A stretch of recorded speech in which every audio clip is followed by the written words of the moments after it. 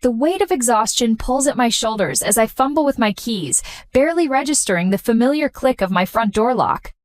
Another day of endless meetings and forced smiles leaves me craving the sanctuary of my empty apartment. I drop my bag by the door, the soft thud echoing in the silence, and reach for my phone on the hallway table where I'd forgotten it this morning. The screen illuminates with a notification that makes me pause. A video message from Aunt Susan. Strange never sends videos. My thumb hovers over the play button as I sink into my favorite armchair, the one that still smells faintly of my grandmother's perfume. The familiar scent usually brings comfort, but tonight something feels off. A whisper of unease crawls up my spine as I press play. The video opens to my parents' living room, the one where I spent countless holidays trying to earn their approval. Mom's voice carries through the speaker first, sharp with laughter that sounds nothing like the careful tone she uses with me. "It's almost too easy," she says, and my breath catches at the cruel edge in her words. Dad leans into frame, his face flushed from what must be his third glass of wine. "Our little ATM?" He chuckles, and my stomach lurches. "Just mention family obligation and she'll empty her savings. Did you see how fast she transferred the money for Ethan's emergency last week?" My brother's voice joins in, and the betrayal cuts deeper. "She didn't even ask what it was for." Their laughter fills my apartment, bouncing off the walls until I can barely breathe. My hands shake so badly I almost drop the phone, but I can't look away. Every word they speak hammers another crack into the foundation of what I thought was truth. The screen blurs as tears well up, but I force myself to keep watching. Years of memories flash through my mind. Mom's urgent calls about overdue bills, Dad showing up at my workplace to demand help with the mortgage, Ethan's endless string of crises that only money could solve. Each recollection takes on a darker shade now, revealing the manipulation I was too loyal to see. "She's so desperate to be the good daughter." Mom's voice drips with satisfaction. "Remember when she skipped her vacation to pay for the roof repairs?" I remember the overtime hours, the missed opportunities, the dreams I put on hold, all to prove my worth to people who saw me as nothing more than a walking bank account. My chest tightens until each breath feels like swallowing glass. The video continues, but their voices fade beneath the roaring in my ears. I grip the armrest, anchoring myself as my world tilts on its axis. The soft fabric under my fingers feels wrong somehow, too normal for a moment that's shattering everything I thought I knew. The timestamp in the corner shows the video was recorded just yesterday during what Mom called a small family gathering I was too busy to attend. Too busy working extra hours to build up my savings again after Ethan's latest emergency. A notification pops up, Aunt Susan sending frantic follow-up texts. "Oh God, Lily, I'm so sorry. I didn't mean to send that to you. Please delete it." But she did send it, and I can't unsee it. I replay the video, each viewing crystallizing the truth I've spent years denying, the casual cruelty in their laughter, the calculated manipulation in their plans, the complete absence of love in their eyes when they speak my name. My phone buzzes with an incoming call from Mom. Her contact photo smiles up at me, the same practice smile she uses when she needs something. My finger hovers over the answer button, years of conditioning urging me to respond, to smooth things over, to keep the peace at any cost. But for the first time, I see the pattern for what it is. Each call, each crisis, each guilt-laden conversation designed to separate me from my money and my self-worth. The phone keeps buzzing as I stare at the scattered bills on my desk, physical reminders of my family's emergencies. A hard knot forms in my throat as I pick up a pen and begin to write, my hands still trembling, but my vision clearing. I will not be manipulated anymore. The words look strange on paper, foreign yet freeing. I've spent so long being the good daughter, the reliable sister, the endless source of support. But as I sit in my darkening apartment watching my mother's call fade to a missed notification, I realize something that shakes me to my core. I don't know who I am without their demands. Each family member has played their part perfectly in this manipulation. Mom, the maestro of guilt trips, her voice always trembling with manufactured crisis. Dad, the enforcer, showing up at my workplace to shame me into compliance when I dare to hesitate. And Ethan, my baby brother, the one I've protected since childhood, wielding my love for him like a weapon. The video plays one final time, and I watch them with new eyes. Mom's perfectly timed sighs when she needs money. Dad's practiced scowl that appears the moment I question any request. Ethan's wounded looks that make me feel like I'm abandoning him if I say no. They've crafted their roles in this performance with devastating precision. My phone lights up again, Ethan this time. The text preview shows just enough. Sis, I really need your help with. I set the phone face down on my desk. In the sudden silence, a question rises that I can't push away. How can I break free when every piece of who I am has been shaped by their manipulation? The answer waits somewhere in the darkness beyond their influence, and for the first time in my life, I'm ready to find it. Have you ever discovered that the people closest to you aren't who you thought they were? Share your story in the comments below. The video plays again in front of me, but this time I notice something I missed before. A series of notifications flash across the top of the screen, frantic messages from Aunt Susan appearing in real time as she recorded. Karen, are you sure about this?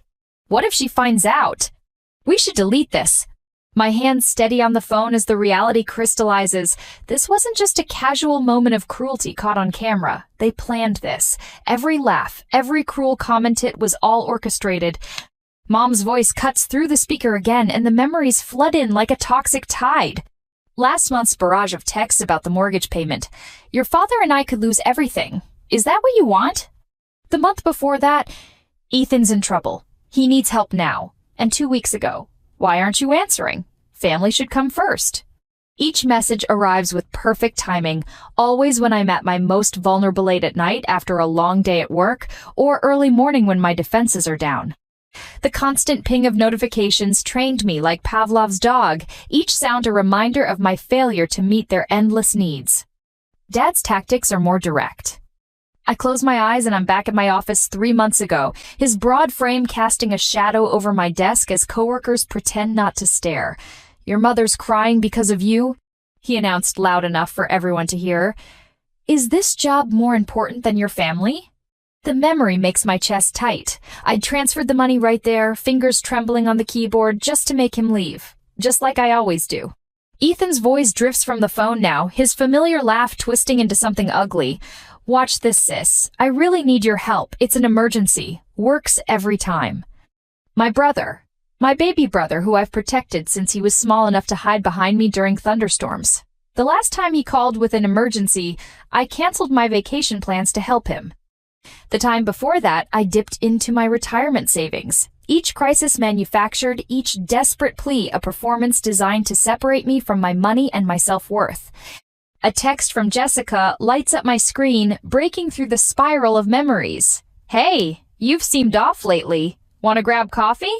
Jessica, who noticed something was wrong weeks ago, who gently suggested I talk to her mentor Michael about setting boundaries. I dismissed her concerns then, defending my family's honor like a good daughter should. My fingers hover over the keyboard before I type, "Are you free now?" Her response comes quickly. "Always for you? Usual spot?" I need this someone outside the toxic bubble of my family's influence, someone who won't demand anything except honesty. The phone rings, Mom's name flashing on the screen. Her voice comes through sharp and cold. "What do you think you're doing? Without your money, this family falls apart. Is that what you want? Your father's health isn't getting any better, and Ethan's about to lose his apartment." She pauses, letting the weight of her words sink in. "If you abandon us now, don't expect to ever be welcomed back." The familiar guilt rises, but something else rises with it. Anger. Hot and clarifying, burning away the fog of manipulation. My fingers move across the keyboard, typing out words I never thought I'd dare to send. "I'm not sending money this month." The response is immediate. Accusations of betrayal, reminders of all they've sacrificed, threats of what my defiance will cost. Each message designed to break my resolve, to force me back into line. My phone buzzes with another message, this time from Michael, Jessica's mentor. "Jessica told me what's happening. Remember, setting boundaries isn't betrayal. Call me if you need backup." But as the texts pour in, I notice my laptop screen blinking with a new email notification. The subject line stops my breath. R.E. Lily's account, next steps. I open it with trembling fingers, and my world shifts again. There, in crisp black and white, is an email chain between my family members, detailing their plans for the coming months. Each crisis scheduled and scripted, each guilt trip carefully crafted to maximize impact. They've been coordinating their attacks, timing their demands to ensure I never have a chance to build my savings or question their motives. The evidence of their calculations sears itself into my mind. This isn't just about money anymore. This is about power, control, the systematic destruction of my independence disguised as family obligation. Mom's contact photo flashes on my phone again, her practiced smile now a grotesque reminder of every lie she's ever told me. But for the first time, I let it ring unanswered, my eyes fixed on the email that changes everything. What hidden truths do you think lie beneath a toxic family's facade? Comment below with your theories. My shoulders tense as Karen's voice cuts through the bustling office, sharp and precise as a surgeon's blade. How dare you ignore my calls? The words slice across the marketing department's open floor plan, drawing curious glances from my colleagues. I grip my coffee mug tighter, willing my hands not to shake. Mom, I'm at work. The words come out steadier than I feel. Behind me, I hear Sarah from accounting pause her typing. Oh, so now you're too important to help your family?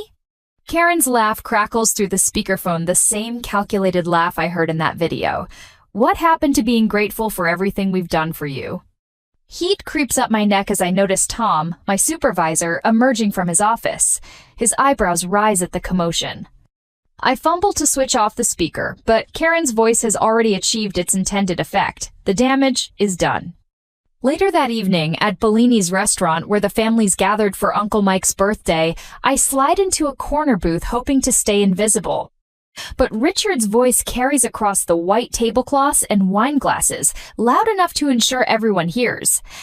Some people, he announces to the table of relatives, swirling his third glass of Cabernet, think they're too good for family once they get a fancy office job. His eyes fix on me, lips curling into a smirk. Isn't that right, Lily? The fresh bruise to my reputation stings, but something else rises in my chest, a familiar pressure building like steam in a kettle. I watch him take another self-satisfied sip, and suddenly I'm tired. Tired of being the punching bag. Tired of measuring my worth in dollars withdrawn. I set down my fork, the clatter against fine china drawing attention. Actually, Dad, I think it's more that some people view family as an ATM rather than actual relatives. The words surprise even me with their clarity. Richard chokes mid-sip. Aunt Susan's eyes widen. She knows exactly what I'm referring to. The video she accidentally sent still burns in my phone. A digital smoking gun. That night in my apartment, I stand before the bathroom mirror. The woman staring back looks different somehow, shoulders straighter, jaw set with newfound determination. I think of Karen's performance at my office, of Richard's theatrical dismantling of my character at dinner. Each attempt to shame me has only crystallized something I've been afraid to admit. Their power over me exists only because I've allowed it. My phone buzzes on the counter, another text from Ethan. Hey sis, hate to ask, but I'm in a really tight spot. I let it sit unanswered, focusing instead on my reflection. The constant pressure of their demands has shaped me like water shapes rock, wearing away at my edges until I fit the mold they created. But erosion can be stopped. Damage can be reinforced. I grab my laptop and open a new document. My fingers hover over the keys for a moment before I begin typing. Documentation of financial exploitation. The title stares back at me, both terrifying and liberating. I begin listing every emergency payment, every guilt-laden transfer, every manipulation disguised as family obligation. The numbers add up far too quickly. Years of helping out with mortgages, car payments, and Ethan's endless crises scroll down my screen. Each entry reinforces my resolve. This isn't help anymore. It's systematic exploitation. A new text lights up my phone, Jessica, this time. Coffee tomorrow? Been worried about you. Jessica, who's watched this pattern play out for years. Jessica, who's never asked me for a dime. I text back a quick, yes, something warming in my chest that feels like hope. The next morning, the familiar scent of coffee and pastries at the daily grind wraps around me like a comfortable sweater. Jessica slides into the seat across from me, and I notice Michael, my old mentor from grad school, approaching with 3 steaming mugs. I hope you don't mind, Jessica says. I asked Michael to join us. We're worried, Lil. Michael sets down the coffee and fixes me with the same steady gaze that got me through my thesis anxiety. Your father came by my office yesterday, he says quietly, making some interesting claims about your mental state. The old Lily would have crumbled at this news, but I think of the documentation waiting on my laptop, of Karen's public performance, of Richard's wine-soaked accusations. I wrap my hands around the warm mug, drawing strength from its solidity. They're escalating, I say, surprised by the clinical tone in my voice, because they're losing control. Jessica reaches across the table, squeezing my hand. You don't have to go through this alone. Michael nods, pulling out a business card. I have a friend who specializes in financial abuse cases, just to understand your options. I take the card, its edges sharp and clean against my fingers. In its blank white surface, I see possibilities I've never allowed myself to consider. The pressure in my chest transforms into something else, not quite peace, not quite triumph, but perhaps the first real breath I've taken in years. Just remember, Ethan's voice cuts through the weekend quiet of Thompson Park. Everything our parents did was for you, Lily. The music lessons, the college tours. He gestures broadly to our gathered friends at the community barbecue, his voice carrying across the lawn. While I had to figure everything out myself, I watch the faces of our childhood friends shift uncomfortably. This is classic Ethan turning every gathering into a performance of his victimhood. Tell them about the car they bought you, he continues, voice dripping with mock sweetness, while I had to take the bus. The car they convinced me to co-sign for, I correct quietly. The one I'm still paying off 5 years later. His face reddens. There you go again, twisting everything. You know what your problem is, Lily? You're selfish. You've always been selfish. Something inside me snaps. Years of swallowed responses rise to the surface. Selfish? My voice carries across the stunned silence. Was it selfish when I drained my savings for your business venture? Or when I worked double shifts to cover Mom's mortgage? Each word feels like breaking free from invisible chains. Tell them about the video, Ethan, the one where you all laughed about your little ATM. He pales, mouth opening and closing like a fish. Around us, the murmurs begin. Later that night, I sit cross-legged on my bedroom floor, surrounded by old photo albums. Each smiling family photo now tells a different story. The Christmas I couldn't afford a vacation because of Dad's emergency. The graduation where Mom guilted me into paying for Ethan's student loan payment instead of putting a down payment on a house. My fingers trace the edges of a photo from my first job celebration. I'm beaming at the camera, unaware that my starting bonus would disappear into Karen's credit card debt the very next week.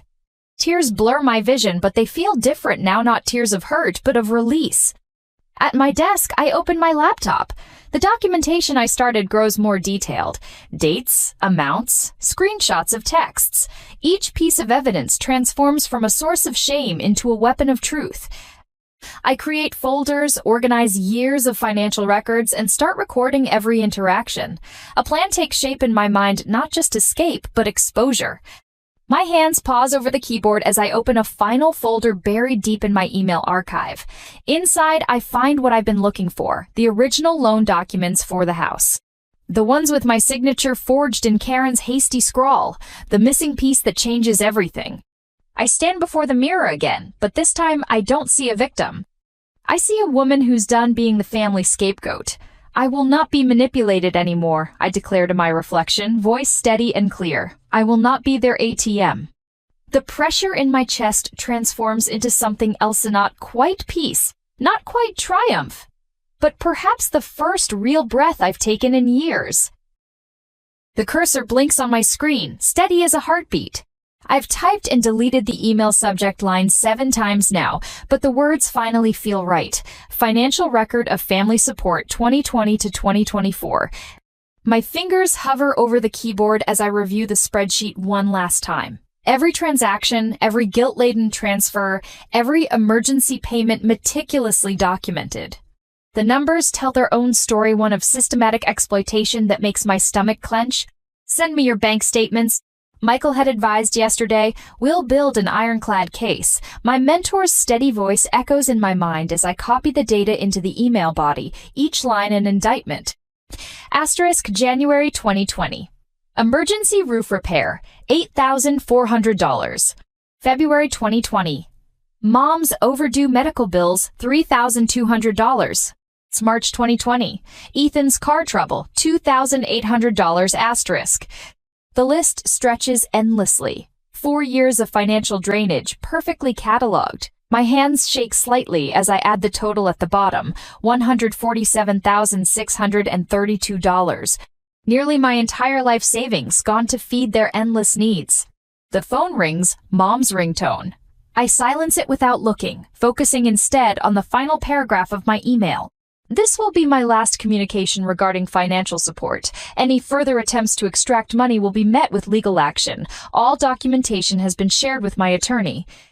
I hit send before I can second-guess myself. The whoosh of the sent email feels like a door slamming shut. The response is immediate and explosive. My phone erupts with notifications. Mom's voice trembles in her voicemail. How dare you air our private business like this, after everything we've done for you? I delete it mid-sentence. Dad's message is next, his tone sharp enough to cut. You ungrateful little, delete. A text from Ethan pops up. Way to stab your family in the back. Real classy, sis. I screenshot it for evidence and block his number. The cafe where I meet Jessica for lunch becomes my sanctuary from the digital onslaught. The familiar scent of coffee and pastries grounds me as I slide into our usual corner booth. But peace is short, lived Ethan's voice cuts through the ambient chatter. There's my sister, the family traitor. He's already halfway to our table, cheeks flushed with what I recognize as his performative rage. Everyone, want to hear how she's abandoning her own blood? The cafe falls quiet. My chest tightens as heads turn our way. This is exactly the kind of public scene I've always dreaded, the reason I've given in so many times before. But something has shifted inside me. I meet his gaze steadily. You mean how I'm refusing to be your personal ATM anymore? A couple at the next table snickers. Ethan's face darkens. You've taken everything from us, he spits. Actually, I pull out my phone, opening the spreadsheet. I can show you exactly who took what from whom. Would you like me to share it with everyone here? The color drains from his face. He backs away, nearly stumbling into a waiter's tray. You've changed, he mutters, but the venom in his voice has been replaced by something that sounds almost like fear. Yes, I say simply, I have. Later that evening, in the community hall I've rented for this purpose, I stand before my extended family with a projector remote in my hand. The screen behind me displays the first of many damning pieces of evidence. Screenshots, bank statements, recorded conversations, all meticulously organized. I've called this meeting, my voice carries clearly through the stunned silence, to ensure complete transparency about our family's financial situation. Click. Mom's frantic text messages about fictional emergencies fill the screen. Click. Dad's threatening emails demanding more money. Click. Ethan's manipulative pleas for just one more loan. Aunt Susan's hand flies to her mouth. Uncle Jim stares at his shoes. Cousin Rachel whispers something to her husband that makes him shake his head in disgust. As I continue my presentation, I watch the family's carefully constructed facade crumble. With each new revelation, their web of lies unravels further. The power they've held over me for so long dissolves in the harsh light of truth. My phone buzzes with a notification. Jessica has posted our cafe confrontation online, accompanied by a fierce defense of my actions. Michael's response appears moments later, sharing my documented evidence with his considerable professional network. Other supporters join in, their voices creating a shield wall of solidarity around me. The mighty Karen and Richard, my manipulative parents, sit frozen in their chairs, their usual arsenal of guilt and threats rendered useless by the public exposure. Ethan, my once cocky brother, seems to shrink with each new piece of evidence. I end the presentation with a final screenshot, the video that started it all, where they laughed about exploiting my generosity. The sound of their cruel laughter fills the room, but this time it doesn't wound me. Instead, it feels like the final nail in the coffin of their control. As the crowd disperses, I catch a glimpse of something I never expected. Ethan, alone in the corner, his shoulders slumped as he stares at his phone. For a moment, the arrogant mask slips, revealing something that looks almost like regret. He quickly looks away when he notices me watching. Through the thin walls of the hall, I overhear Aunt Susan's voice, thick with emotion as she speaks into her phone. I can't believe what we've done to her. All these years. She trails off, and I recognize the sound of someone grappling with their own complicity. Back in my apartment, I spread the evidence across my desk, bank statements, screenshots, recorded calls. My laptop screen glows with social media reactions, each supportive comment another brick in the wall between me and my family's manipulation. I open a fresh document and begin typing. Legal action preparation, phase 1. The familiar tension in my shoulders eases as I outline my next steps. Each piece of evidence carefully cataloged, each potential legal argument mapped out. This isn't just reaction anymore, it's strategy. My hands steady as I work, the trembling uncertainty of the past replaced by methodical purpose. A notification breaks my concentration. A new email. Sender anonymous, subject line cryptic. The final piece of the puzzle is closer than you think. My heart pounds as I read the preview text. Whatever this is, it could change everything again. The legal notice lands in my inbox with the sharp ping of an incoming email. Another one. I've received 15 similar messages in the past hour, each more threatening than the last. My mother's latest reads like a war declaration, peppered with phrases like moral bankruptcy and sacred family duty. My phone buzzes again, Dad this time. His voicemail notification popping up alongside a local news article where he's quoted calling me a daughter who's abandoned her family's values. The irony would be funny if it didn't make my stomach twist. I minimize his message and open my laptop instead. The document I've been preparing glows on the screen. Bank statements, text messages, recorded conversations, a digital paper trail of years of exploitation. Each piece of evidence has been meticulously organized, ready for the press conference I've scheduled for tomorrow. My brother's face appears on the television as I'm reviewing the files. He's standing at a podium, Mom hovering by his side like a puppet master. Family isn't just about blood, Ethan declares, his voice cracking with manufactured emotion. It's about sacrifice, about responsibility. My sister has forgotten that. The words hit their intended mark. Me chest tightens with familiar guilt, but this time, the feeling doesn't take root. Instead, I think of the video that started all this, of their laughter as they called me their walking ATM. The memory straightens my spine. My phone lights up with a message from Sarah, my PR consultant.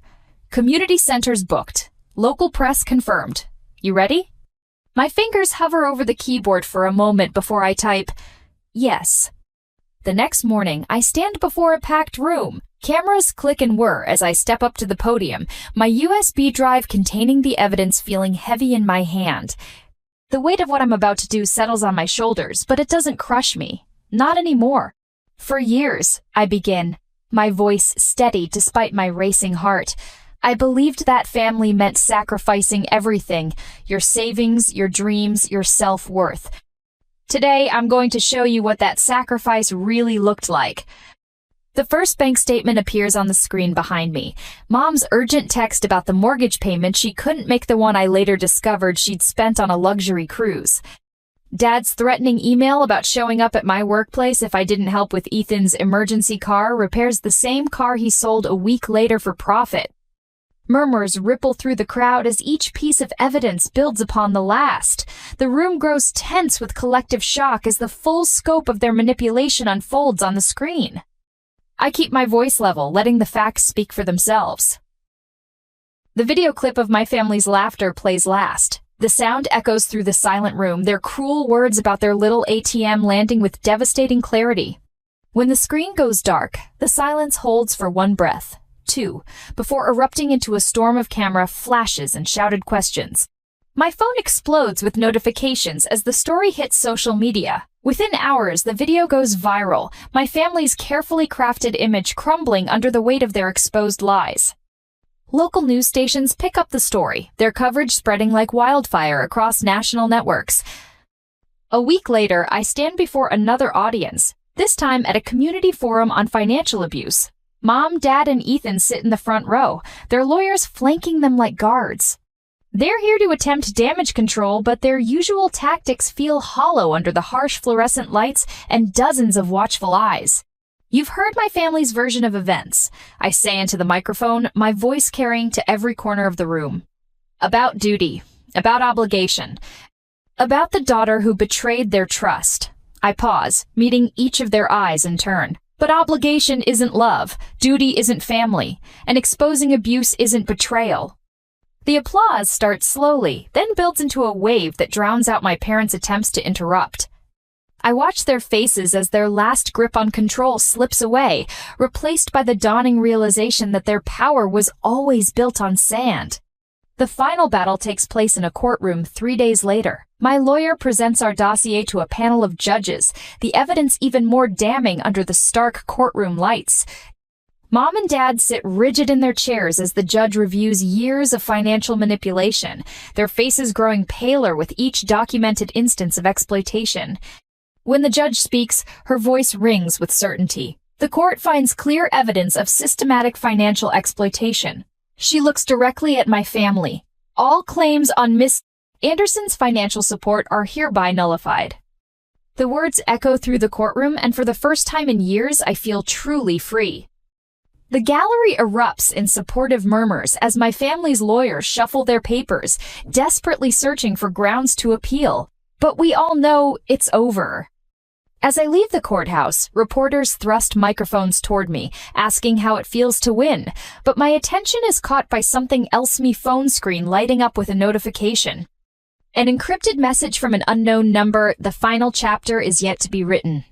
I tuck the phone away, feeling the weight of unfinished business settle alongside my victory. The truth has been told, justice has been served, but something tells me this story isn't over yet. Have you ever wondered if true revenge brings freedom or if it just creates new battles to fight? Let me know your thoughts in the comments below. Morning light streams through floor-to-ceiling windows, casting long shadows across my newly renovated downtown Seattle apartment. The space feels different now, lighter somehow, as if the fresh paint and rearranged furniture have scrubbed away the lingering darkness of the past year.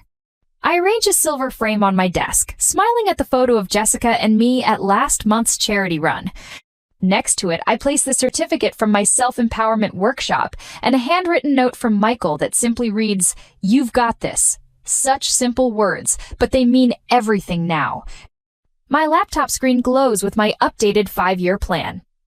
The goals I've set feel ambitious but achievable, expanding my marketing consultancy, leading workshops for others, breaking free from financial abuse, maybe even writing a book someday.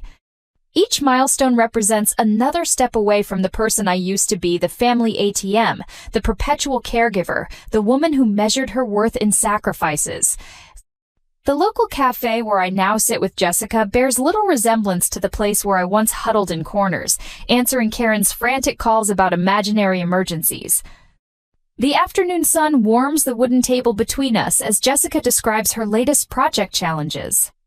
The client keeps moving the deadline, she says, frustration evident in her voice. I take a thoughtful sip of my tea, considering her words. Have you discussed implementing a change order process? It could help manage scope creep. The confidence in my voice surprises me, not because the advice isn't sound, but because I remember a time when I wouldn't have trusted my own judgment enough to offer it. The community center's meeting room feels intimate with its warm lighting and circle of chairs. 10 faces turn toward me as I share my story, each person carrying their own burden of toxic family dynamics. My voice remains steady as I describe the video that changed everything, the subsequent battles, and the freedom I found in finally saying, no. Recovery isn't linear, I explain, catching Michael's encouraging nod from the doorway. Some days you'll want to give in, to believe their promises of change. But healing begins when you realize that protecting yourself isn't selfish, it's necessary. The rain creates a gentle backdrop as I notice Hera woman standing outside the library, shoulders hunched, phone clutched in trembling hands. I recognize that posture, that look of desperate resignation. I'd worn it myself countless times. Are you okay? I ask softly, approaching with careful steps. Her name is Maria, and her story tumbles out between sobs, a familiar tale of family members who view love as a transaction, of guilt used as currency, of dreams postponed for others' emergencies. We find shelter under a nearby park pavilion, and I share my own journey, watching hope slowly replace despair in her eyes. The first step, I tell her, is believing you deserve better. Dawn breaks over Puget Sound, painting the water in shades of gold and promise. From my balcony, I watch seabirds wheel against the brightening sky, their freedom a reflection of my own. A text notification breaks the morning silence. Ethan, probably with another crisis, another demand. I don't open it. Instead, I think about the woman I've become, the one who helps others find their voice, who knows her worth isn't measured in dollars given or sacrifices made. The one who finally understands that real love doesn't demand your self-destruction. The community art exhibit pulses with energy as I weave through the crowd, each piece telling its own story of resilience and renewal. A striking phoenix rises from scattered chains, its wings spread wide against a backdrop of breaking dawn. The artist Sarah catches my eye and smiles. Your story inspired this piece, she says, extending her hand. I join a small group gathered near a multimedia installation, exchanging stories and contact information. A photographer named Alex shares his vision for documenting survivors' journeys. A counselor, Diana, discusses starting a workshop series for financial empowerment. Each conversation opens new doors, new possibilities. My phone fills with new connections, mail addresses, social media handles, tentative lunch dates. These aren't just networking contacts. They're the foundation of something deeper. Authentic friendships built on mutual understanding and respect, not obligation and guilt. The future stretches before me, vast and unmarked, a blank canvas waiting to be filled with genuine relationships, personal growth, and dreams that belong solely to me. For the first time in my life, I'm not afraid of what tomorrow might bring.